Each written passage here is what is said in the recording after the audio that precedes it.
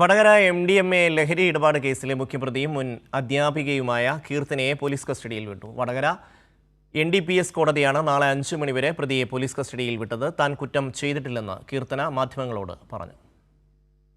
രാവിലെ 11:30ഓടെയാണ് MDMA ലഹരി ഇടപാട് കേസിലെ മുഖ്യപ്രതികളിൽ ഒരാളായ കീർത്തനയെ വടകര NDPS കോടതിയിലെത്തിച്ചത്.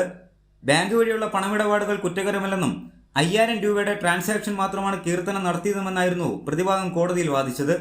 എന്നാൽ പ്രതിയുടെ ബാങ്ക് അക്കൗണ്ടിന്റെ ഇടപാടുകളെപ്പറ്റി പോലീസ് കൂടുതൽ അന്വേഷണം നടത്തേണ്ടതുണ്ടെന്ന് പ്രോസിക്യൂഷൻ വാദിച്ചു.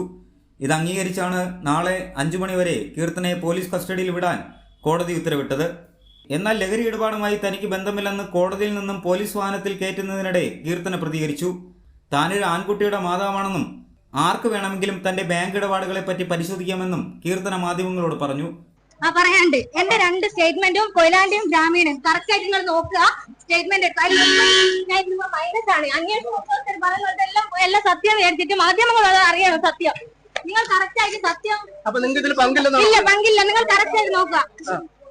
നിങ്ങൾ എന്റെ സ്റ്റേറ്റ്മെന്റ് കൊയിലാണ്ടി ഗ്രാമീണ ബാങ്കും കനറ ബാങ്കും കേട്ടോ, അതിൽ മൈനസ് ആ ലോൺ അടവ് ഇതുവരെ കൊടുത്തിട്ടില്ല. ഞാനൊരു അധ്യാപികയാണ്, ഒരു ആൺകുട്ടിന്റെ അമ്മയാണ്, ഞാനൊരു മനുഷ്യനാണ്.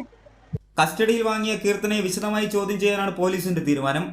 കീർത്തനയെ ചോദ്യം ചെയ്യുന്നതിലൂടെ മുഖ്യപ്രതികളിലേക്ക് എത്താനാകുമെന്ന പ്രതീക്ഷയിലാണ് പോലീസ്. കൈരളി ന്യൂസ്, കോഴിക്കോട്.